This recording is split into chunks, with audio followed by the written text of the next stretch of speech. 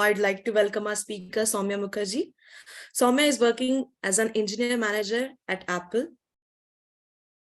Soumya would be speaking on the topic critical thinking for testers in modern day software engineering. To know more about Soumya and to see his video interview, please check out the link on the screen. Now I'd request Soumya to please continue the session by presenting his screen. Thank you very much for the opportunity. Let me know. Am I audible? And let me know once you see my screen. You're audible. I'm going to see the screen. Awesome. Yes, I can see the screen. Okay. So brace yourself. The rocket would going to launch.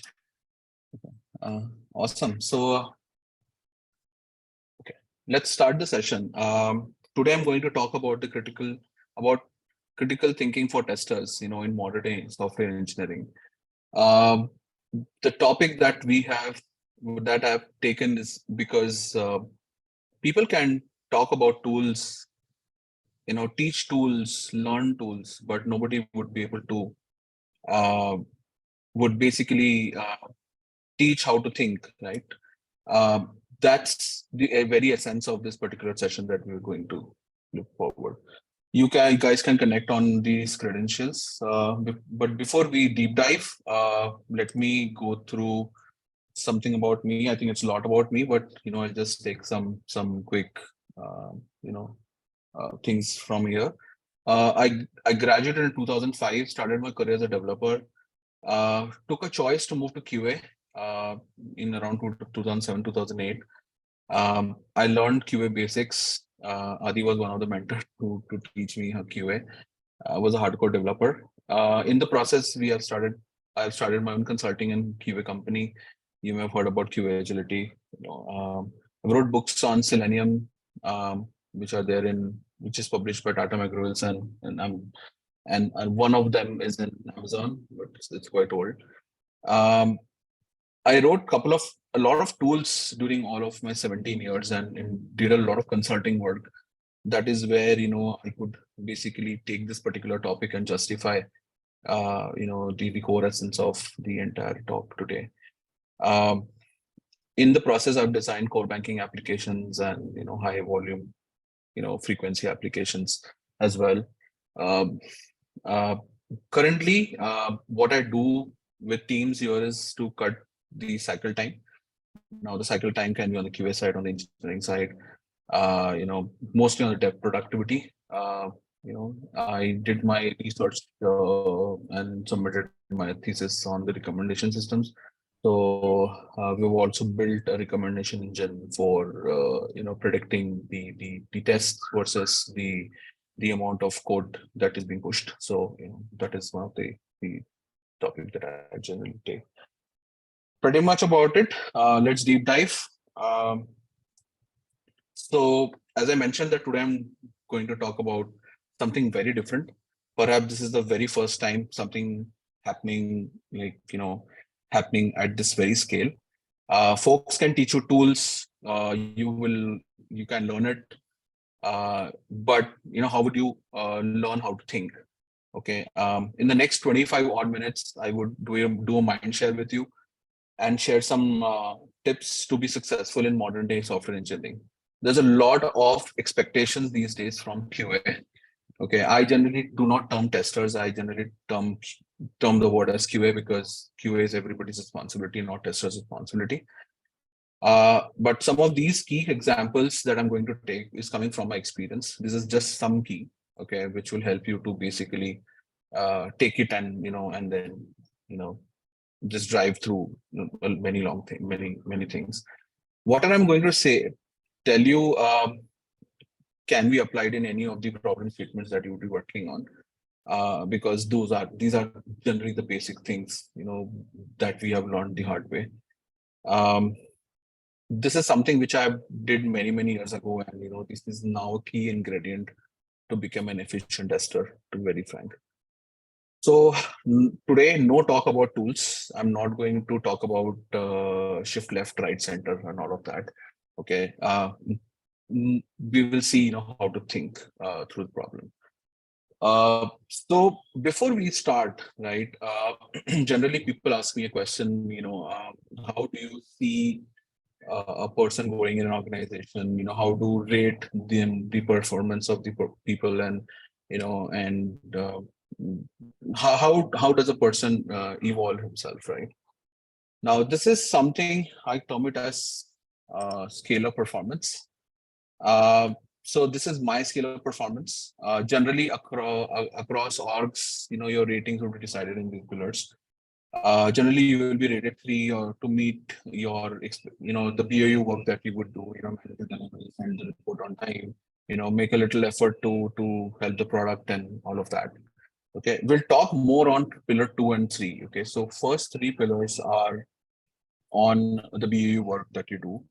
The second is on the collaboration, if the mentoring that you provide, and how you work across teams, right?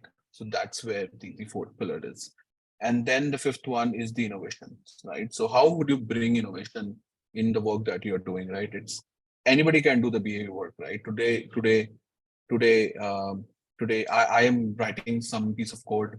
The other person can also write piece of code. How would I differentiate myself in the organization, in the work that I do, right? So these are some things that we would be also focusing on, right? So so these are 5 pillars, or we can call it a scale of performance, right?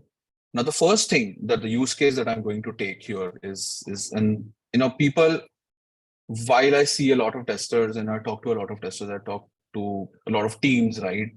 The first thing that they feel that testing a product is functional, right?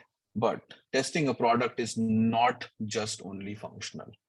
Uh, we have Okay, so think about this. As I mentioned, the term test, not testers, but QA.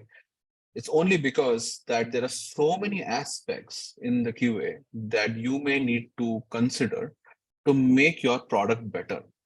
Ultimately, the goal of every individual in the team is to make the product better. Now, how do we do that, right? We can't just say that we will just do functional testing, and if the function if the features are working fine, everything works fine, right? It does not work that way. So what are the key things that how would you think the other key aspects of what you need to basically test, right? So think from a reliability aspect. Okay, reliability of the product to deliver what it is supposed to deliver, right? So first of the key thing, right, that everybody knows, that that's a type of testing that you would do, but everything now is included in your work profile, right? It is not that functional testing better than you know everything, right?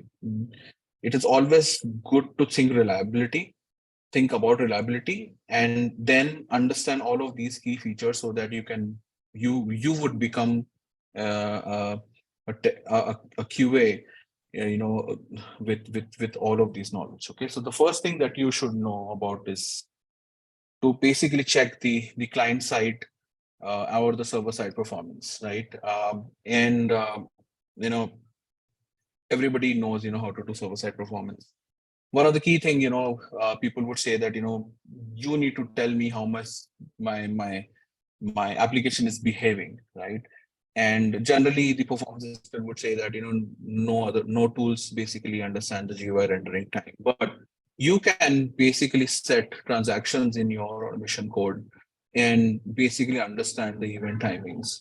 So if let's assume that you're clicking on a button and it basically would loads a grid, you can basically put it under transaction and say that okay, it takes so much time to render, right? Now there are various other factors. I don't want to get into it. There's a latency factor, there is this internet speed, the machine configurations and all of that. So let's not work on that.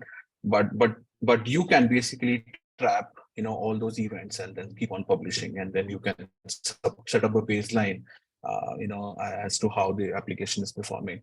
A lot of organizations want to know how their application is behaving, right? So that's one of the key reliability aspect that we need to see. The second is data testing. Now, when we started QA, we used to, whenever we would do something, we will always go to the database and check, whether the values have been populated correctly on the tables or not. Of late, I've seen that, they are not many people are very much interested. Everybody would put Selenium. The Selenium will automate. There's an expected versus actual that would verify, and that's about it. But that's not always the case that happens, right? If think about think about an example wherein there is this data coming into to a staging table, and then there's a transformation that gets applied on the UI. That means that you have to now check between the UI versus the table, right? So think about data testing being done as part of the reliability. The third one is the design checks. These are very, very important. People have, use tools for visual validations and all of that. Let's assume that you don't have the money to do that. There are several ways to basically do those design checks yourself. Always you would require a baseline design versus the actual one that is obviously being built to do those checks. Not many people will talk about this piece, which is called as app exceptions.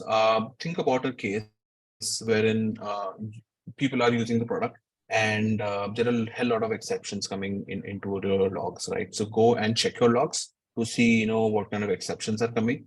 And, you can publish a report, that these are my top 5 exceptions, that always comes, and, developer need to fix. Think about this in this way, that if these exceptions goes away, your obviously product becomes better, right? So make your product stable, by highlighting those exceptions which are very, very common, and coming into critical areas of your product.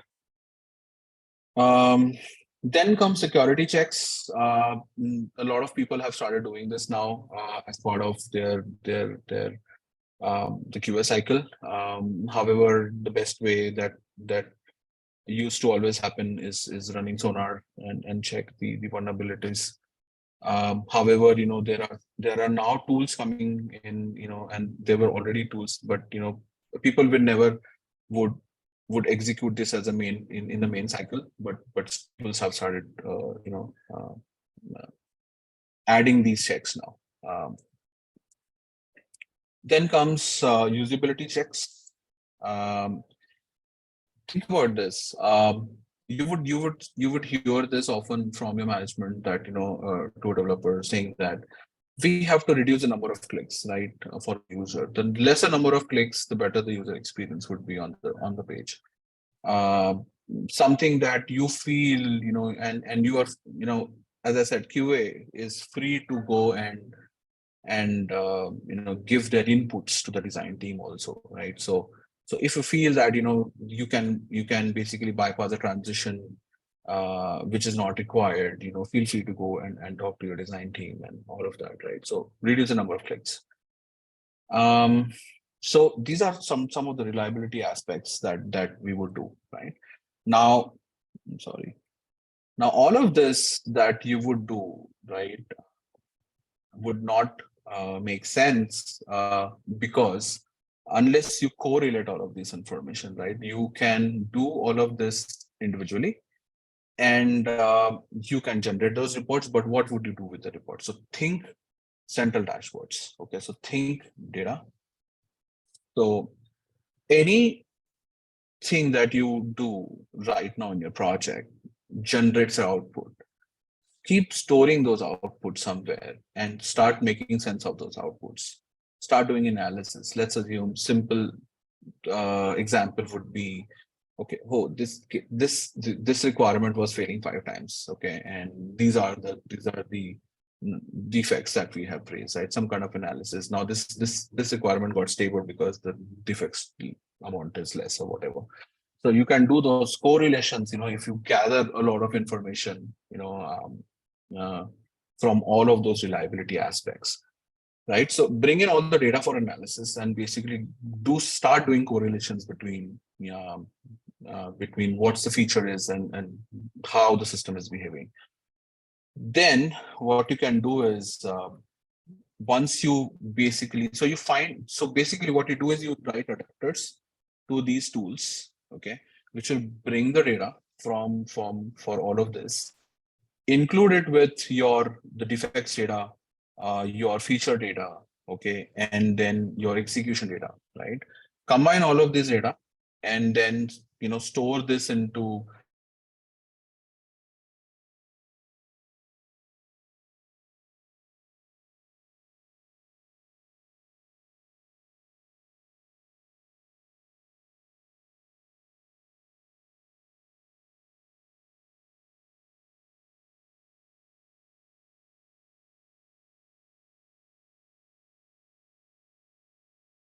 it, and then and some team is doing performance testing, some team is doing something else, right? Bring all the data and start doing the analysis. You can predict on a longer run, you can predict which requirement can bound to fail. So I did this long back in one of the company wherein the way people write comments in Jira about a feature, you can predict the possibility of that requirement to fail in production, right? So all of that analysis can be done through the data that we bring into the system, right? So that's about it.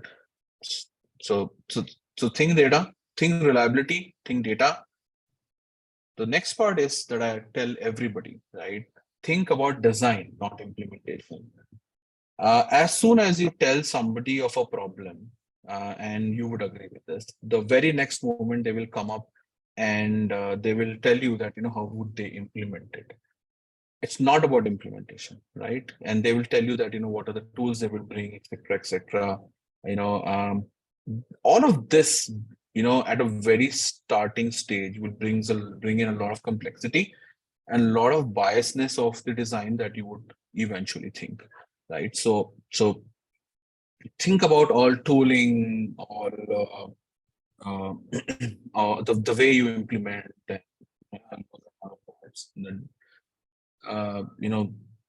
secondary, first you need to think about the design, okay? Think about end to end, right? Like for an example, let's take an example of a tester or a QA, who would be testing the application, would not know, what is the input coming from the upstream and what would go into the downstream.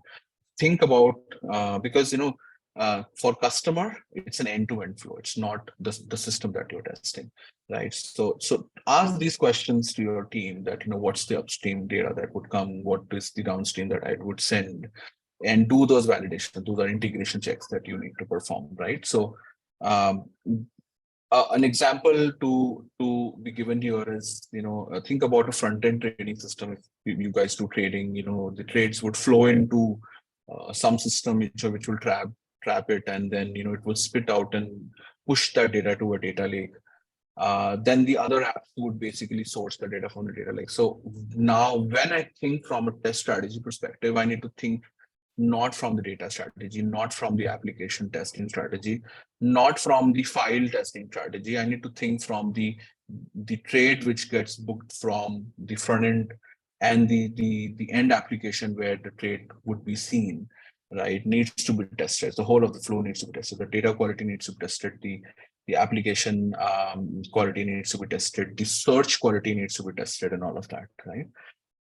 So think scalability here, right? So what I'm talking about is all scalable. It's scalability. So think about common framework. Now, one of the problem that, and you would agree with me, is that when you would join a team, you would see that in an organization, in your team, there would be multiple frameworks people would be using, right? And any new project comes in, everybody wants to write a new framework, right? So why do you want to do that, right?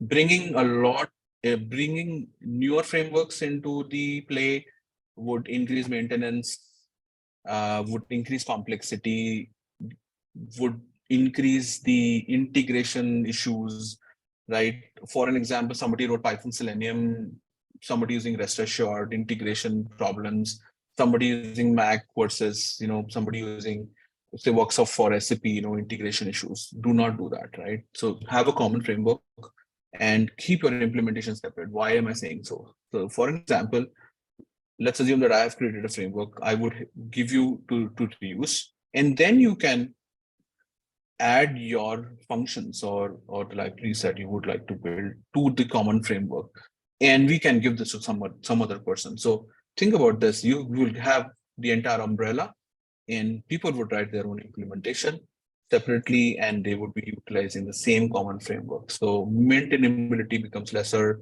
training would be lesser, training time would be lesser. Um, uh,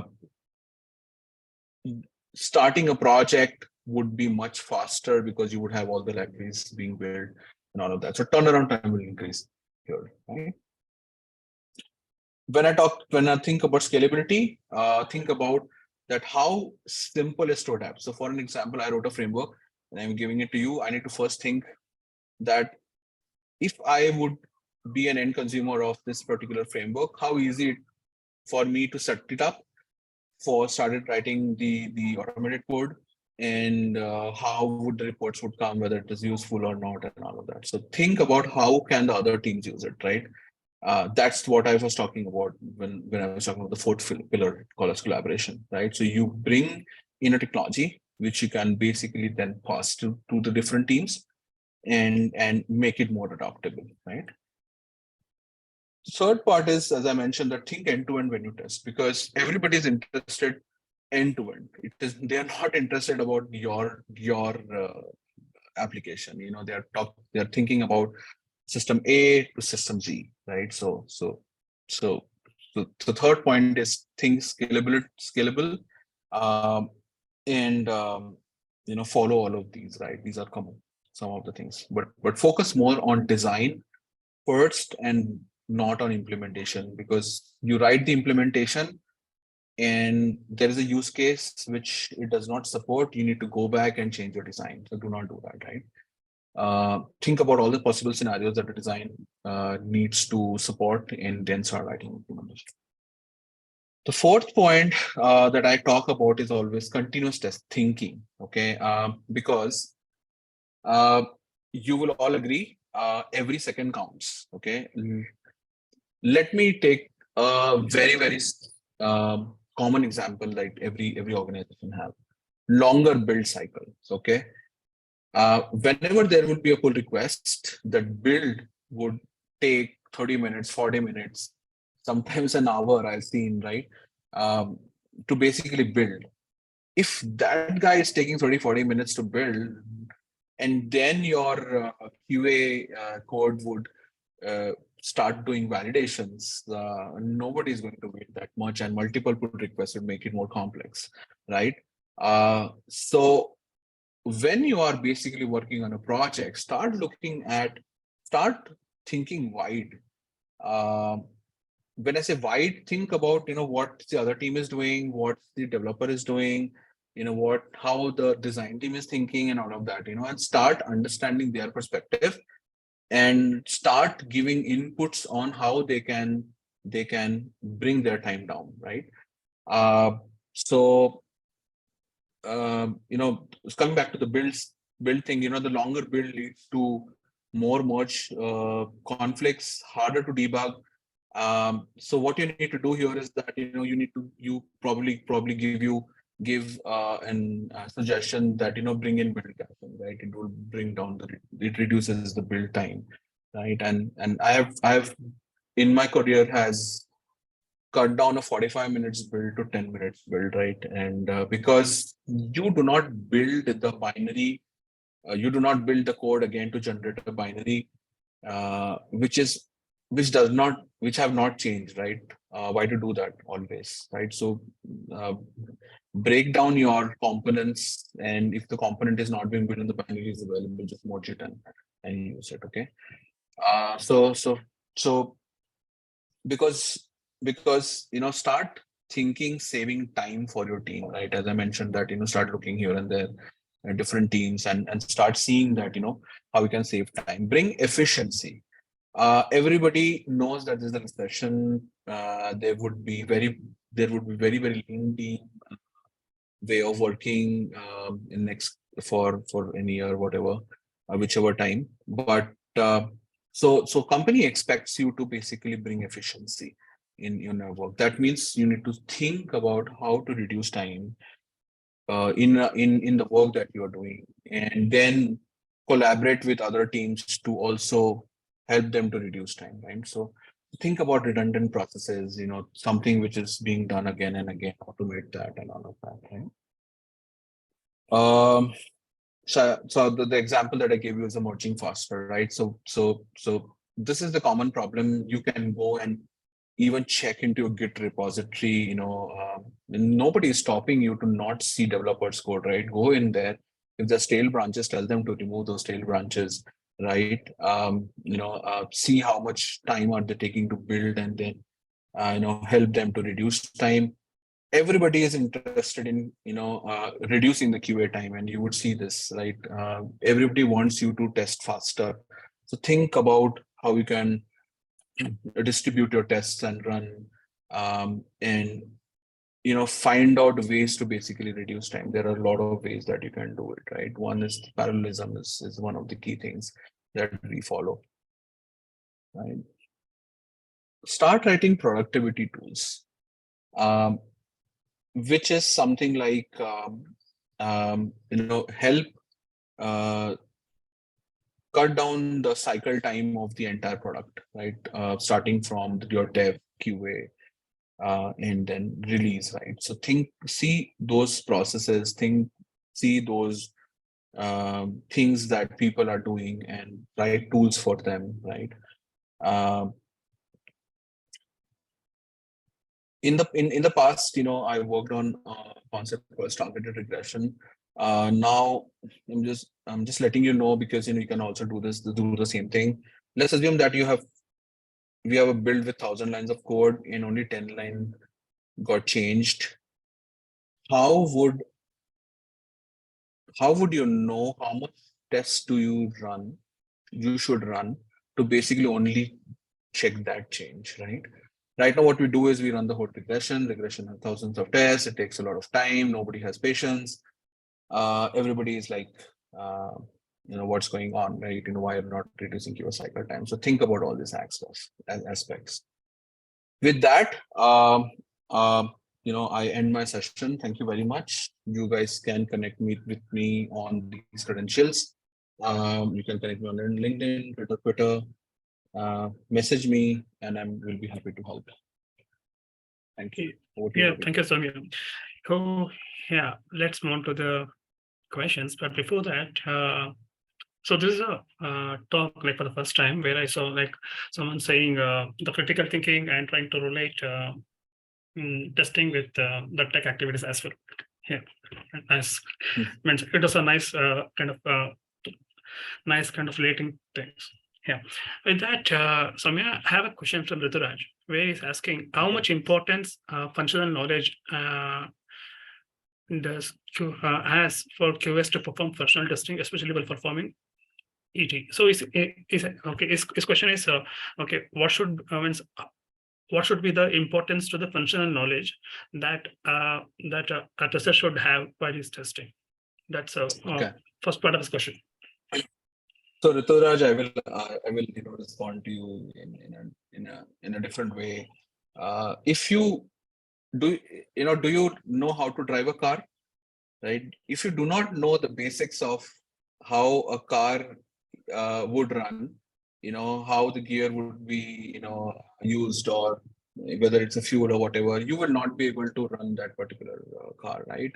Similarly, think about product as a car, and because those basics of the business needs to be known. To think from a user perspective, how the user is going to use the system, what are the features that they are going to use, how they are behaving, whether they're working or not. Domain knowledge is good to have, okay? In my perspective, think about this. You are in financial domain, tomorrow you go to a manufacturing domain, your domain changes, right? Unless you feel that you need to be in a financial organization. That means you need to again run the domain. So it's good to have, not must to have, to be very frank. Okay. The second part of this question is how QA can improve their functional knowledge. Any tips and tricks around the continuous testing being a subset of all types of testing you just talked about? So to rephrase, is asking, okay, how to improve, okay, one's functional knowledge about a product, and So when you any say, tips and tricks. I understand. So when you talk about functional knowledge, is more on the domain side of the functional knowledge, on the QA side of the functional knowledge. That because when I understand the functional knowledge from the domain side, right? You just if it's on the domain side, you would just need to talk to the business and understand how the business works, right? Uh, for the other side, like from the QA perspective, it is good to know all the things that are talked on the reliability, right? If you do that, they're not subsets. Everything is a mainstream, to be very frank, these days. But it's good to know all of those. I Yeah. hope I answered. Yes. So yeah, I have a question, Soumya, but I will talk to you on chat, and I will hand over this to Kulkarni. Here, you can take Kulkarni. Thank you. Thanks, Soumya. It was a very informative session. And thank you for